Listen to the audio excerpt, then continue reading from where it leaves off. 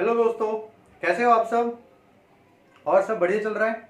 आप सभी का मेरे YouTube channel science with Gopesh Sharma में स्वागत है। हम लोगों ने प्लांट की एक यूनिट है जिसका नाम होता है प्लांट फिजियोलॉजी, वो हम लोगों ने स्टार्ट कर रखी है। और इस यूनिट के अंदर हम लोगों ने एक चैप्टर जो है वो रनिंग में कर रखा है जिसका नाम है पादपों में परिवहन, ट्रांसपोर्ट इन प्लांट। अच्छा, ये जो टॉपिक है इसका हम लोगों ने एक वास्पोर सर्जन जो टॉपिक था वो हम लोगों ने पिछली क्लास के अंदर कंप्लीट किया था। और अब जो हमारी जो क्लास होगी, आज की जो क्लास है, उस क्लास के अंदर आज हम लोग बात करेंगे कि जो पादप है, पादपों में जल का अवशोषण, यानी कि पादपों के अंदर जल का जो अवशोषण है वो यहां पर किस प्रकार से होता है। आप लोग जरा अच्छे से ध्यान से समझिएगा और बहुत इंटरेस्ट आने वाला है, ठीक है। हम लोग इस चैप्टर के अंदर क्या क्या पढ़ने वाले हैं वो मैं आप लोगों को बता देता हूं। सबसे पहली बात तो पादप जो है वो किस प्रकार के जल का उपयोग करते हैं, जल के जो प्रकार है वो हम लोगों के सामने आ जाएंगे। दूसरी बात, हम लोग जड़ की जो संरचना है उसके बारे में पढ़ेंगे।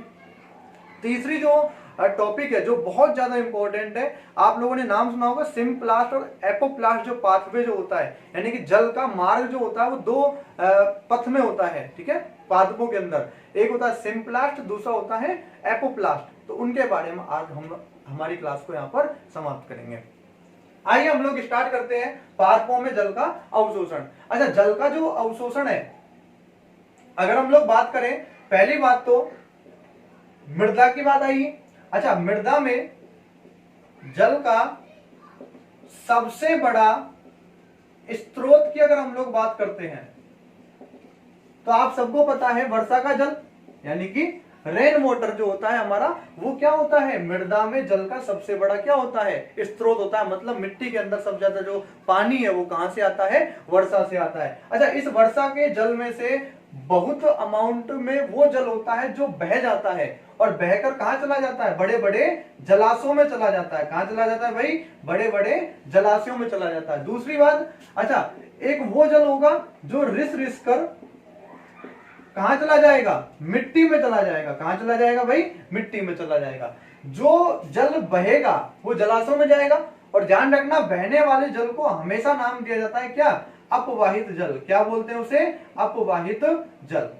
तो ध्यान रखना, अपवाहित जल का मतलब होता है जो जल बहकर कहां चला जाता है, बड़े बड़े जलाशयों में चला जाता है। हम लोग अगर हम बात करें कि जो पादप है, जितने भी पादप हैं, वो सारे के सारे पादप कौन से जल का उपयोग करते हैं, लगभग, यानी कि अगर मैं सामान्यतः अगर सभी पादपों की बात करता हूं तो सभी पादप सामान्यतः कौन से प्रकार के जल का उपयोग करते हैं। तो ध्यान रखना, केसी का जल। कौन सा जल है भाई, केसी का जल, यानी कि कैपिलरी वाटर। यह आप लोगों का बहुत ज्यादा इंपॉर्टेंट क्वेश्चन है, बहुत बार सीधे रूप से आया हुआ भी है कि पादपों में मुख्य रूप से कौन से प्रकार के जल का उपयोग होता है। तो आपका आंसर क्या जाएगा, केसी का जल। आप तो पादपों से संबंधित एक ही जल को याद कर लीजिए, कौन सा, केसी का जल। अच्छा, अगर मैं यहां पर बात करता हूं, देखो आप लोगों ने नाम सुने होंगे निम्न श्रेणी के पादप। अगर मैं बात करता हूं निम्न श्रेणी के पादपों की, उनके अंदर अगर मैं बात करूं जल अवशोषण की क्रिया की, तो ध्यान रखना, निम्न श्रेणी के पादपों में जल का जो अवशोषण है वो ध्यान रखना हमेशा संपूर्ण पादप शरीर से होता है। किससे होता है भाई, संपूर्ण पादप शरीर से। लेकिन अगर मैं बात करता हूं, अच्छा, निम्न श्रेणी के पादपों में आपका एक जो ग्रुप है, आप लोगों ने नाम सुना होगा थैलोफाइटा।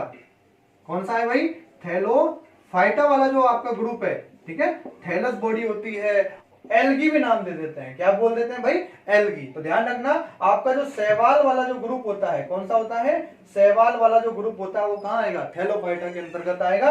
अच्छा, अगर मैं बात करता हूं इस निम्न श्रेणी से थोड़ा सा अपर साइड में जाऊं, ठीक है, तो यहां पर क्या होगा कि आपका जो अगला जो ग्रुप आता है वो आता है ब्रायोफाइटा वाला। कौन सा आता है भाई, ब्रायोफाइटा। तो ध्यान रखना ब्रायोफाइटा को, पहली बात तो एक ही बात याद रखना, ब्रायोफाइटा को पादप जगत का उभयचर भी कहा जाता है। क्या भी कहते हैं इसे हम लोग? पादप जगत का उभयचर भी कहा जाता है। दूसरी बात, हम लोग बात कर रहे हैं कि जल का अवशोषण अगर निम्न श्रेणी के पादपों में देखता हूं तो संपूर्ण पादप शरीर से होगा, और अगर मैं ब्रायोफाइटा वाले ग्रुप में देखता हूं तो यहां पर जो मूल जैसी जो संरचनाएं होती है, आप लोगों ने नाम भी सुना होगा जिनका नाम होता है मूलाभास बोलते हैं, या फिर हम लोग इंग्लिश में बोलते हैं तो राइजोइड्स बोलते हैं उसको। क्या बोलते हैं भाई? राइजोइड्स। क्या बोलते हैं? राइजोइड्स। तो ध्यान रखना, या तो राइजोइड्स बोल दो या फिर मूलाभास बोल दो। तो ध्यान रखना इन दोनों के द्वारा, इस संरचना के द्वारा ब्रायोफाइटा में जल का अवशोषण होता है। अच्छा, अब हम लोग बात करते हैं उच्च श्रेणी के पादपों में। कौन सा है? उच्च श्रेणी के पादप। और उच्च श्रेणी के पादपों में आप सबको पता है टेरिडोफाइटा आएगा। कौन सा आएगा भाई? टेरिडोफाइटा। दूसरा जिम्नोस्पर्म। कौन सा आएगा भाई? जिम्नोस्पर्म। और तीसरा एंजियोस्पर्म।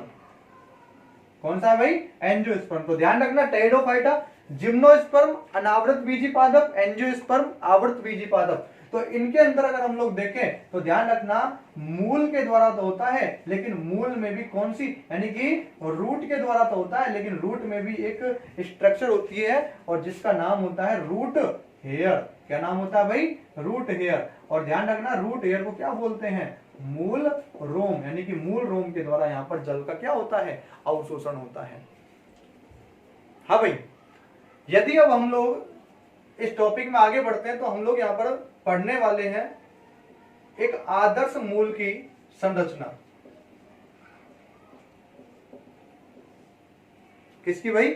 एक आदर्श मूल यानी कि रूट की स्ट्रक्चर के बारे में हम लोग यहाँ पर बात करेंगे। अच्छा, अगर आप सबको देखो पता भी है बेसिकली कि जो रूट है, ठीक है, इसके अंदर अगर हम लोग क्षेत्र देखें तो आप सबको पता है निम्न क्षेत्र दिखाई देते हैं। अगर मैं बात करता हूं इस एपेक्स, इसे बोलते हैं रूट एपेक्स। क्या बोलते हैं भाई? Root apex. रूट एपेक्स का मतलब होता है मूल शीर्ष, यानी कि जड़ शीर्ष बोल सकते हैं इसको हिंदी में, ठीक है। अच्छा, इस रूट एपेक्स को बाहर से एक स्ट्रक्चर होती है जो इसको कवरिंग करके रखती है, ठीक है। यहां पर कैपनुमा स्ट्रक्चर होती है, इसलिए इसका नाम हो जाता है क्या? Root cap. क्या बोलते हैं इसे? रूट कैप, यानी कि मूल गोप। क्या बोलते हैं भाई? मूल गोप, ठीक है, यानी कि रूट कैप। अच्छा, दूसरी बात, अगर मैं आप लोगों से बोलूं कि बताओ भाई मूल गोप का काम क्या होगा, तो मैं बोल सकता हूं क्या? रूट एपेक्स को मिट्टी के कणों के साथ जो रगड़न जो होगी उससे बचाना है, यानी कि प्रोटेक्ट करना है, ठीक है, यानी कि सुरक्षा देने का जो काम करता है, ठीक है। तो इसका काम क्या है? प्रोटेक्शन, यानी कि सुरक्षा देना। दूसरा, अगर मैं बात करता हूं उस एपेक्स के ठीक ऊपर वाला जो ये जोन जो आपको दिखता है, ये वाला, ठीक है, इस पहले वाले इस जोन का नाम होता है जोन ऑफ मेरिस्टेमेटिक। क्या बोलते हैं इसे? Zone of meristematic. अच्छा, जोन ऑफ मेरिस्टेमेटिक का मतलब होता है विभज्योतक क्षेत्र। क्या बोलते हैं इसे? विभज्योतकी क्षेत्र। और विभज्योतकी क्षेत्र का मतलब क्या होता है? देखो, आप लोग जब प्लांट टिश्यू जब पढ़ोगे, ठीक है, एनाटॉमी जब वहां पर पढ़ते हैं तो वहां पर टिश्यू के बारे में पढ़ा जाता है, और टिश्यू को हम लोग 2 पार्ट्स में कन्वर्ट करते हैं। सबसे पहला जो पार्ट होता है उसे बोलते हैं स्थायी ऊतक, दूसरा होता है विभज्योतक, permanent tissue and meristematic tissue. अच्छा, विभज्योतक ऊतक का केवल एक ही काम होता है, ध्यान रखना, सेल डिवीजन। इसके अंदर किसकी क्षमता पाई जाती है भाई? सेल डिवीजन की क्षमता पाई जाती है, यानी कि कोशिका विभाजन जो है वो यहां पर पाया जाता है इसके अंदर। इसके बाद इसके ठीक ऊपर की ओर एक और जोन आता है और उसका नाम होता है जोन ऑफ एलोंगेशन। क्या नाम होता है इसका? जोन ऑफ एलोंगेशन, यानी कि दीर्घीकरण। क्या नाम है? दीर्घीकरण का क्षेत्र। तो ध्यान रखना, जो जो कोशिकाएं विभज्योतकी क्षेत्र से नवनिर्मित बनती जाएंगी वो दीर्घीकरण क्षेत्र में जाती है और अपने आकार को विस्तारित करती जाती हैं। और लास्ट वाला जो जोन होता है उसे बोलते हैं जोन ऑफ मैचुरेशन। क्या बोलते हैं भाई? जोन ऑफ मैचुरेशन, यानी कि परिपक्वन क्षेत्र। क्या बोलते हैं? परिपक्वन क्षेत्र। परिपक्वन क्षेत्र में ध्यान से सुन लेना, कुछ हेयर लाइक स्ट्रक्चर भी पाई जाती है और इन्हीं हेयर लाइक स्ट्रक्चरों को कहा जाता है रूट हेयर। क्या बोलते हैं भाई? Root hair. और इसका मतलब क्या होगा? बोलो, मूल रोम। और ध्यान रखना, मूल रोम का कार्य क्या होता है? जल का अवशोषण। क्या होता है भाई? जल का अवशोषण। तो मूल रोम का काम क्या है? जल का अवशोषण। दूसरी बात ध्यान से सुन लेना, मूल रोम जो है ना, मूल के जो द्वारा जो अवशोषण जो होता है, उस अवशोषण के लिए सतह क्षेत्रफल, ठीक है, सरफेस एरिया को बढ़ाने का काम करता है। ठीक है, तो ध्यान रखना, मूल रोम के द्वारा जो जड़ है उनके सतह क्षेत्रफल को बढ़ाने का काम किया जाता है। जैसे कि हम लोग हमारे बॉडी के अंदर हम लोग देखते हैं तो वहां पर विलाई और माइक्रो विलाई जैसी जो संरचनाएं होती हैं वो भी सतह क्षेत्रफल बढ़ाने का काम करती है। उसी प्रकार मूल रोम के द्वारा मूल के अवशोषण के लिए सतह क्षेत्रफल बढ़ाया जाता है। ठीक है भाई। अच्छा, मुझे एक बात बताओ, अगर मान लो मैंने किसी प्लांट को एक जगह से उखाड़ लिया और दूसरी जगह पर उसको लगा रहा हूं, क्या वो आसानी से लग जाएगा? आप सब लोग बताइए, बोलो। नहीं लगेगा। क्यों नहीं लगेगा? रीजन है। ठीक है, क्यों नहीं लगता? क्योंकि उसकी मूल रोम जो है वो क्या हो जाती है? टूट जाती है। इसलिए एक जगह से उखड़ा हुआ पादप दूसरी जगह पर आसानी से नहीं लगता है।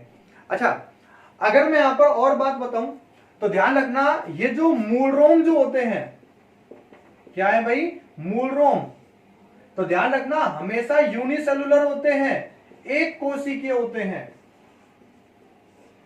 नीट, एम्स, जितने भी आपके मेडिकल एग्जाम होते हैं उनके अंदर बहुत बार आया हुआ है। दूसरी बात, आरपीएससी वाले जो exam, first grade, second grade, ठीक है, रीट वगैरह के जो एग्जाम, आरएएस, आईएएस के जो एग्जाम होते हैं, वहां पर भी कई बार ये क्वेश्चन आया हुआ है कि मूल रोम जो है वो कैसी संरचना होती है। तो आप सब लोग क्या आंसर दोगे? बोलो, एक कोशिकीय, यानी कि यूनि सेलुलर स्ट्रक्चर होती है। अच्छा, ऐसे ही रोम जो है ना वो आपके तने पे भी मिलेंगे, स्टेम पे भी पाए जाते हैं। तो ध्यान रखना, उन्हें बोला जाता है स्टेम हेयर।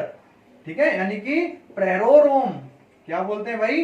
प्रेरोरोम। तने के जो रोम होते हैं ना, उन्हें हम लोग क्या नाम देते हैं? प्रेरोरोम। इसका मतलब ध्यान से सुन लेना, प्रेरोरोम जो है ना वो हमेशा, ध्यान से सुनना, मल्टी सेलुलर होते हैं। कैसे होते हैं भाई? Multi cellular. मतलब क्या? बहु कोशिकीय। ठीक है, तो ध्यान रखना, मूल रोम एक कोशिकीय, प्रेरोरोम बहुकोशिकीय। ठीक है भाई। हाँ भाई, अब हम एक नोट की बात कर लेते हैं। नोट में जो सबसे पहला जो पॉइंट है वो है अपना, आप सबको पता है कि अगर मान लो मैं टोटल जल की बात करूं मृदा के अंदर, तो मृदा में कुल जल की जो मात्रा जो होती है उसे हम लोग बोलते हैं होलार्ड। क्या बोला जाता है उसे? होलार्ड। दूसरा पॉइंट, अगर मैं बात करता हूं क्रेसार्ड की, तो क्रेसार्ड का मतलब यह होता है कि मृदा में उपस्थित वह जल जिसका उपयोग पादप करते हैं। ठीक है, तो मृदा में उपस्थित वह जल या वह जल की मात्रा जिसका उपयोग किसके द्वारा होता है? पादपों के द्वारा होता है। ठीक है। अच्छा, आप सबको पता है, अगर मैं क्रेसार्ड में अगर मैं बात करूं तो केशिका जल आ सकता है। बोलो भाई, तो केशिका जल जो है वो अपना कौन सा हो जाएगा? क्रेसार्ड टाइप का। मतलब पादप जो है वो कौन से जल का उपयोग करते हैं भाई? केशिका जल, यानी कि कैपिलरी वाटर का उपयोग करते हैं। ठीक है। अच्छा, तीसरा, अगर मैं बात कर रहा हूं एकार्ड, एक पॉइंट और आता है एकार्ड। तो ध्यान रखना, एकार्ड का मतलब होता है मृदा में उपस्थित वह जल की मात्रा जिसका उपयोग पादपों के द्वारा नहीं होता। किसके द्वारा नहीं होता? पादपों के द्वारा नहीं होता। और ध्यान रखना, इसका जो एग्जाम्पल है वो अगर मैं आप लोगों से बोलूं तो देखो भाई, गुरुत्वीय जल होता है, ग्रेविटेशनल वाटर होता है। ठीक है, तो ध्यान रखना, गुरुत्वीय जल। दूसरा, आपका जो आर्द्रता ग्राही जो जल होता है, कौन सा? आर्द्रता ग्राही, मतलब हाइग्रोस्कोपिक वाटर। ठीक है, तो ये जल भी कौन सा होता है आपका? एकार्ड टाइप में आता है। और ध्यान रखना, अगर मान लो मैं कुल जल की मात्रा यानी कि होलार्ड की अगर मान लो मैं कोई इक्वेशन लिखूं तो होलार्ड बराबर होता है क्रेसार्ड प्लस एकार्ड। क्या होता है? Hollard is equal to chresard plus echard.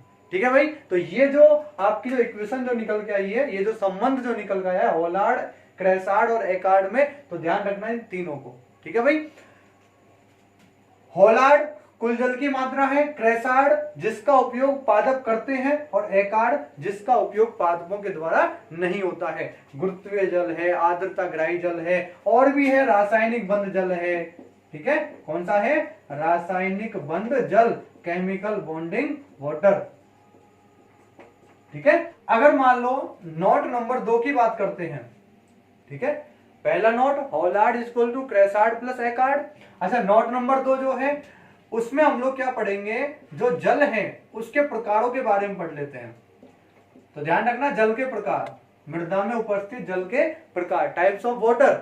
अच्छा, ये जो टाइप्स ऑफ वाटर है, ये निम्न प्रकार का जो जल है वो मृदा के अंदर पाया जाता है। तो इसको थोड़ा जल्दी हम लोग कर लेते हैं। ठीक है, इतना ज्यादा इंपॉर्टेंट नहीं है। सबसे पहला जो है वो आता है आपका गुरुत्वीय जल। कौन सा आता है भाई? गुरुत्वीय जल, यानी कि ग्रेविटेशनल वाटर। तो ध्यान रखना, गुरुत्वीय जल का मतलब होता है मृदा के अंदर उपस्थित वो जल की मात्रा जो गुरुत्वाकर्षण बल के द्वारा पृथ्वी के बहुत नीचे की तरफ चला गया हो। ठीक है भाई, तो ध्यान रखना, तो उसे हम लोग क्या बोलते हैं भाई? गुरुत्वीय जल। लेकिन इसका एक अपवाद है, आप सबको पता है कि गुरुत्वीय जल है, रासायनिक बंध जल, मतलब मैं बोल सकता हूं केशिका जल के अलावा जो पादप है वो किसी भी प्रकार के जल का उपयोग नहीं करते, यानी कि वहां पर वो किसी भी प्रकार के जल का अवशोषण नहीं होता है। लेकिन अपवाद, ध्यान रखना, कैलोट्रोपिस। क्या है? कैलोट्रोपिस। तो ये जो कैलोट्रोपिस जो प्लांट है ना, आंकोड़ा जिसे बोलते हैं, तो ध्यान रखना कैलोट्रोपिस वो प्लांट होता है जो गुरुत्वीय जल का भी उपयोग कर लेता है। ठीक है भाई। अच्छा, दूसरा, अगर मैं बात करूं आर्द्रताग्राही जल की, कौन सा जल है भाई? आर्द्रताग्राही जल। तो ध्यान रखना, आर्द्रताग्राही जल को बोलते हैं हाइग्रोस्कोपिक वाटर। ठीक है, हाइग्रोस्कोपिक वाटर। और ध्यान रखना, आर्द्रताग्राही जो जल है वो जल होता है जो मृदा के कणों के चारों ओर, ठीक है, प्रेजेंट होता है। तो उसे हम लोग क्या बोलते हैं भाई? आर्द्रताग्राही जल कहते हैं। तीसरा जो वाटर है वो हमारा है रासायनिक, कौन सा? रासायनिक बंध जल, केमिकल बॉन्डिंग वाटर है। ठीक है, ये वो जल होता है जो मृदा के कणों के साथ में क्या करता है? रासायनिक बंध बनाकर उपस्थित होता है। उसे हम लोग क्या बोलते हैं? रासायनिक बंध जल बोलते हैं। और चौथा जो वाटर है वो है अपना केशिका जल। क्या नाम है भाई? केशिका जल। और ध्यान रखना, अभी मैं आप लोगों को पिछली क्लास में बोलता आ रहा हूं, ठीक है, लगभग पिछली 2 क्लासों से मैं आप लोगों को हर वक्त एक ही लाइन बोलता आ रहा हूं कि सबसे महत्वपूर्ण अगर कोई जल है तो वो कौन सा है? केशिका जल। ध्यान रखना, ये वो जल होता है जिसका उपयोग लगभग सामान्यतः सभी पादप करते हैं। ठीक है, और ध्यान रखना, इसी जल का अवशोषण पादपों के द्वारा होता है।